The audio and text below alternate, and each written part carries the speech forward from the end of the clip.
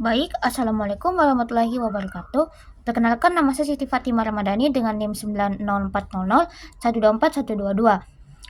saya dari kelas A angkatan 2024. Hari ini saya akan menjelaskan pada materi 9, yaitu desain organisasi dan perjanjian kerja. Yang pertama itu adalah 6 kunci desain organisasi. Konsep dasar desain organisasi yang dirumuskan oleh penulis manajer awal seperti Henry Fayol dan Max Weber menawarkan prinsip-prinsip struktural bagi para manajer untuk diikuti. Lebih dari 90 tahun telah berlalu sejak banyak dari prinsip-prinsip tersebut awalnya diusulkan, mengingat lamanya waktu dan semua perubahan yang telah terjadi. Kita pasti berpikir bahwa prinsip-prinsip tersebut akan sangat tidak berharga saat ini. Anehnya prinsip-prinsip tersebut tidak demikian. Untuk sebagian besar prinsip-prinsip tersebut masih memberikan wawasan berharga dalam merancang organisasi yang efektif dan efisien. Tentu saja kita telah memperoleh banyak pengetahuan selama bertahun-tahun mengenai keterbatasannya. Kita definisikan yaitu mengorganisasikan, seperti mengatur dan menyusun pekerjaan untuk mencapai tujuan organisasi. Ini adalah proses penting yang dilakukan manajer dalam merancang struktur organisasi. Struktur organisasi adalah susunan formal pekerjaan dalam suatu organisasi. Struktur ini yang dapat ditunjukkan secara visual dalam bagan organisasi juga melayani banyak tujuan.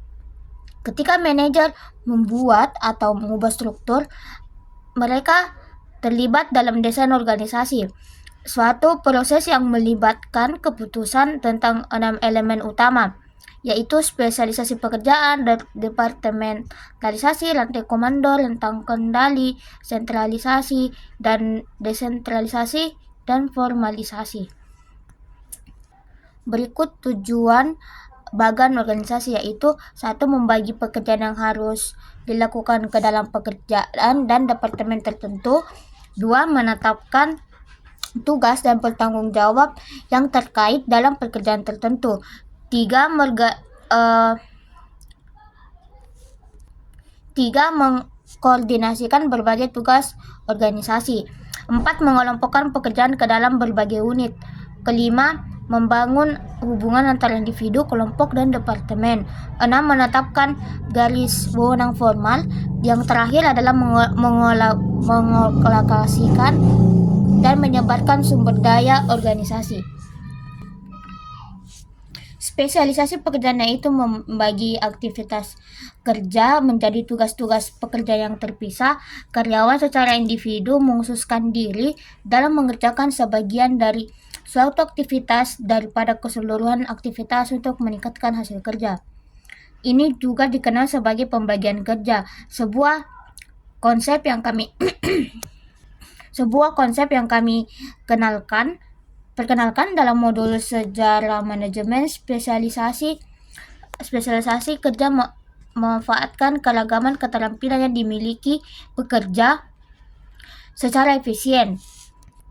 Di sebagian besar organisasi, beberapa tugas memerlukan keterampilan yang sangat berkembang. Yang lain dapat dilakukan oleh karyawan dengan tingkat keterampilan yang lebih rendah. Jika semua pekerjaan terlibat dalam semua kelangkaan, misalnya proses manufaktur, semua akan membutuhkan keterampilan yang diperlukan untuk melakukan pekerjaan yang paling menuntut dan yang paling tidak menuntut. Jadi kecuali ketika melakukan tugas yang paling membutuhkan keterampilan tinggi atau sangat canggih, karyawan akan bekerja di bawah tingkat keterampilan mereka. Selain itu, pekerjaan terampil dibayar lebih dari keterampilan tertinggi. Semua pekerja akan dibayar dengan tarif yang sangat terampil untuk melakukan tugas-tugas mudah menggunakan sumber daya yang tidak efisien. Para pendukung awal spesialisasi kerja percaya bahwa hal itu dapat menghasilkan peningkatan besar dalam produktivitas. Pada awal abad ke-20, generalisasi itu masuk akal karena spesialisasi tidak dipraktikkan secara luas. Penerapannya hampir selalu menghasilkan produktivitas yang lebih tinggi. Namun, seperti yang diilustrasikan di bawah, suatu hal yang baik dapat dilakukan secara berlebihan. Pada titik tertentu, kerugian manusia akibat pembagian kerja, kebosanan, kelelahan, stres, produktivitas rendah, kualitas buruk, peningkatan ketidakhadiran dan pergantian karyawan yang tinggi melebihi keuntungan ekonomi. 2. Departementalisasi merupakan dasar pengelompokan pekerjaan. Ada 5 bentuk umum departementalisasi yang digunakan. Meskipun suatu organisasi dapat mengembangkan klasifikasi uniknya sendiri, berikut merupakan ilustrasi jenis departementalisasi serta kelebihan dan kekurangan masing-masing. Sebagian besar organisasi besar terus menggunakan kombinasi sehingga besar atau semua jenis departementalisasi ini. Yang pertama saya tampilkan adalah departementalisasi fungsional, mengelompokkan pekerjaan berdasarkan fungsi. Yang kedua adalah departementalisasi geografis, kelompok pekerjaan berdasarkan wilayah geografis. Yang ketiga adalah departementalisasi produk, mengelompokkan pekerjaan berdasarkan lini produk. Yang keempat, departementalisasi proses, mengelompokkan pekerjaan berdasarkan aliran produk ke pelanggan. Dan yang terakhir adalah departementalisasi pelanggan, kelompok pekerjaan berdasarkan pelanggan spesifik dan unik yang dimiliki. Yang ketiga adalah rantai komando. Rantai komando merupakan garis wewenang yang membentang dari tingkat organisasi atas ke tingkat yang lebih rendah, yang menjelaskan siapa yang melapor kepada siapa. Otoritas ini merujuk pada hak yang melekat pada posisi manajerial untuk memberitahu orang lain apa yang harus dilakukan dan mengharapkan mereka melakukannya. Menurut teori penerimaan teori otoritas mengatakan bahwa kewenangan datang dari kemauan bawahan untuk menerimanya. Para manajemen awalnya juga membedakan 2 tugas. Bentuk otoritas, yakni otoritas lini memberi hak kepada manajer untuk mengarahkan pekerjaan seorang karyawan, sedangkan otoritas staf berfungsi untuk mendukung, membantu, memberikan saran, dan secara umum mengurangi sebagian beban informasi mereka. B. Mekanisme dan struktur organisasi. Organisasi mekanistik atau birokrasi adalah hasil alami dari penggabungan 6 elemen struktur, mematuhi prinsip rantai komando, memastikan keberadaan hierarki wewenang formal dengan setiap orang dikendalikan dan diawasi oleh suatu atasan. Menjaga rentang kendali tetap kecil pada tingkat yang semakin tinggi dalam organisasi, menciptakan struktur yang tinggi dan impersonal. Ketika jarak antara bagian atas dan bawah organisasi meluas, manajemen puncak akan semakin memperlakukan aturan dan peraturan karena manajer puncak tidak dapat mengendalikan aktivitas tingkat bawah. Melalui pengamatan langsung dan memastikan penggunaan praktik standar, mereka menggantinya dengan aturan dan peraturan. Keyakinan para penulis, manajemen awal pada tingkat spesialisasi kerja yang tinggi menciptakan pekerjaan yang sederhana, rutin, dan standar spesialisasi. Lebih lanjut, melalui penggunaan departementalisasi, meningkatkan impersonalitas dan kebutuhan akan beberapa lapisan manajemen untuk mengorganisasikan departemen yang terspesialisasi. Selanjutnya adalah faktor kontingensi yang membantu baik model mekanisme atau model organis dari desain perusahaan. Para manajer puncak biasanya banyak berpikir untuk merancang struktur organisasi yang tepat. Struktur yang tepat bergantung pada 4 variabel kontingensi, yaitu 1. Strategi dan struktur. Struktur organisasi harus memfasilitasi pencapaian tujuan, karena tujuan merupakan bagian penting dari strategi organisasi. Hal itulah yang menyebabkan mereka saling berkaitan. Perubahan dalam strategi perusahaan menyebabkan perubahan dalam struktur organisasi yang mendukung strategi tersebut, misalnya fleksibilitas dan informasi yang mengalir bebas dari struktur organik.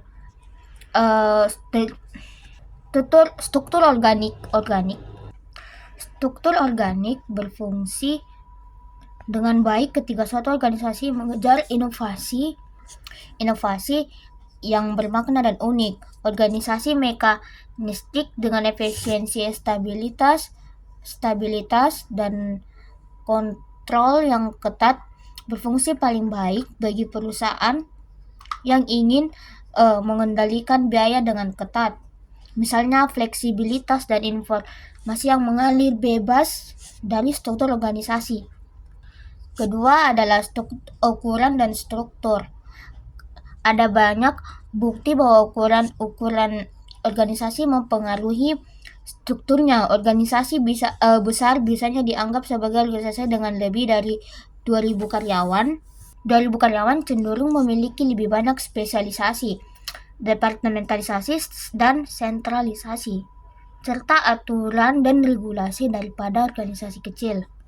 Namun setelah organisasi tumbuh melampaui ukuran tertentu, ukuran tidak lagi memengaruhi struktur. Mengapa? Pada dasarnya, setelah ada 2.000 karyawan, organisasi tersebut cukup mekanistik. Menambah 500 karyawan lagi tidak akan banyak memengaruhi struktur. Di sisi lain, menambah 500 karyawan ke organisasi yang memiliki 300 karyawan kemungkinan akan membuatnya lebih mekanistik. Yang ketiga adalah teknologi dan struktur.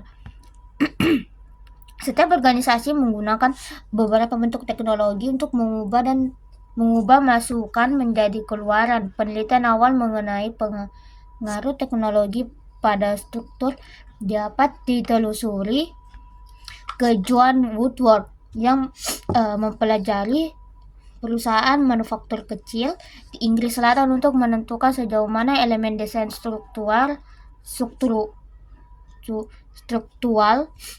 berhubungan dengan keberhasilan organisasi. Dia tidak dapat menemukan pola yang konsisten sampai dia membagi perusahaan-perusahaan tersebut menjadi 3 teknologi berbeda yang memiliki tingkat kompleksitas dan kecanggihan yang meningkat.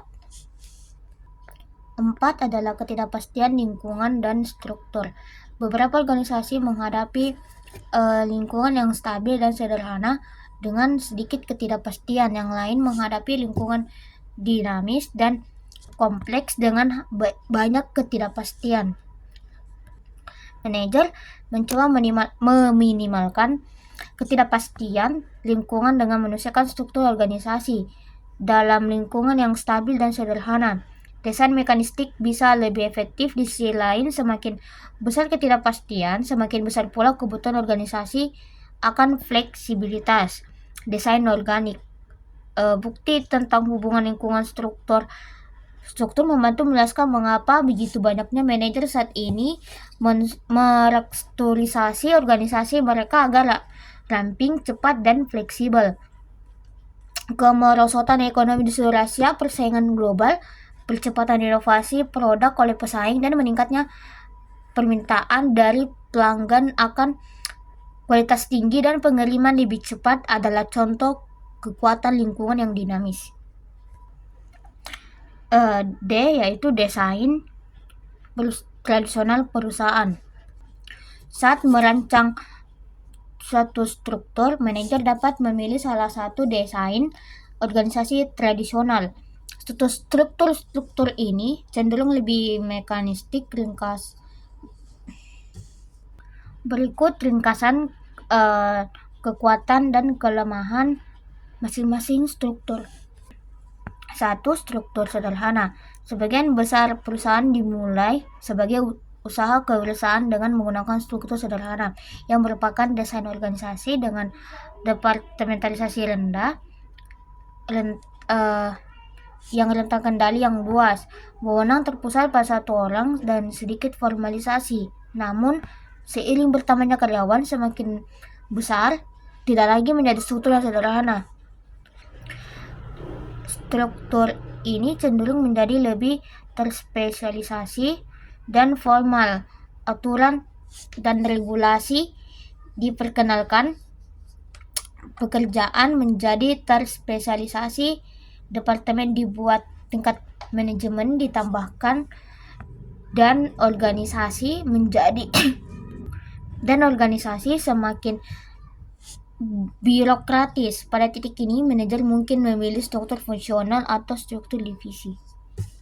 Yang kedua adalah struktur fungsional. Yang terakhir adalah struktur divisi. Desain kontemporer perusahaan. Banyak manajer menemukan bahwa desain tradisional seringkali tidak sesuai untuk lingkungan yang semakin dinamis dan kompleks saat ini. Sebaliknya, organisasi harus ramping, fleksibel, dan inovatif. Artinya organisasi harus lebih organik. Jadi, manajer menemukan cara-cara efektif untuk menyusun dan mengatur pekerjaan. Desain kontemporer ini mencakup struktur tim, struktur matriks, dan proyek, organisasi tanpa batas, dan organisasi pembelajaran. Yang pertama adalah struktur tim. Struktur tim adalah suatu organisasi yang seluruh organisasinya terdiri dari tim-tim kerja yang mengerjakan pekerjaan organisasi. Dalam struktur ini pemberdayaan karyawan sangat penting karena tidak ada garis wewenang manajerial yang mengalir dari atas ke bawah. Sebaliknya, tim karyawan merancang dan mengerjakan pekerjaan dengan cara yang menurut mereka terbaik. Tetapi tim juga bertanggung jawab atas semua hasil kinerja di area masing-masing. Dalam organisasi besar, struktur tim melengkapi struktur fungsional atau divisi dan memungkinkan organisasi memiliki efisiensi birokrasi dan fleksibilitas yang diberikan oleh tim. Kedua, struktur proyek matriks. Struktur matriks menugaskan spesialisasi dari departemen fungsional yang berbeda untuk mengerjakan proyek yang dipimpin oleh seorang manajer proyek. Salah satu aspek unik dari desain ini adalah menciptakan rantai komando ganda karena karyawan dalam organisasi matriks ini memiliki dua manajer, yaitu manajer fungsional dan manajer produk atau proyek. Ketiga adalah struktur tanpa batas. Pengaturan struktural untuk menyelesaikan pekerjaan yang telah dikembangkan di sekitar penumpuk masif adalah contoh desain organisasi kontemporer lain yang disebut organisasi tanpa batas, yang merupakan organisasi yang desainnya tidak ditentukan oleh atau terbatas pada batasan horizontal, vertikal, atau eksternal yang diberlakukan oleh struktur yang telah ditentukan sebelumnya. Meskipun gagasan menghilangkan batasan mungkin tampak aneh, banyak organisasi paling sukses saat ini menemukan bahwa mereka dapat beroperasi paling efektif dengan tetap fleksibel dan tidak terstruktur. Bahwa struktur yang ideal bagi mereka adalah bukan memiliki struktur yang kaku, terbatas, dan ditentukan sebelumnya. Dan yang terakhir adalah struktur pembelajaran. Struktur pembelajaran merupakan suatu organisasi yang telah mengembangkan kapasitas untuk belajar, beradaptasi, dan berubah. Tantangan manajerial saat ini adalah untuk menginspirasi dan memungkinkan pekerjaan yang berpengetahuan untuk memecahkan setiap hari masalah yang tidak dapat diantisipasi. Dalam organisasi terpelajar, karyawan terus-menerus memperoleh dan berbagi pengetahuan baru serta menerapkan pengetahuan tersebut dalam membuat keputusan atau melakukan pekerjaan mereka. Beberapa ahli teori organisasi bahkan berpendapat bahwa kemampuan organisasi untuk melakukan hal ini yaitu untuk belajar dan menerapkan pembelajaran tersebut mungkin merupakan satu-satunya sumber keunggulan kompetitif yang berkelanjutan. F. Cara perusahaan menyatukan antara internal dan eksternal organisasi. Wajar untuk mengatakan bahwa dunia kerja telah berubah. Organisasi perlu fleksibel dalam cara menyelesaikan pekerjaan. Meskipun pekerjaan tetap harus diselesaikan secara efisien dan efektif, jika kita menambahkan fakta bahwa inovasi dan kemampuan untuk membawa inovasi ke pasar dengan cepat dan sangat penting, Anda dapat mulai menghargai bagaimana pengambilan keputusan tradisional dari atas ke bawah yang secara ketat mengikuti rantai komando dan pengaturan fungsional yang didefinisikan secara sempit mungkin bukan mekanisme struktural terbaik untuk melakukan ini. Itu saja yang bisa saya sampaikan pada pada materi ke-9 ini. Jika ada kata yang salah mohon dimaafkan. Assalamualaikum warahmatullahi wabarakatuh.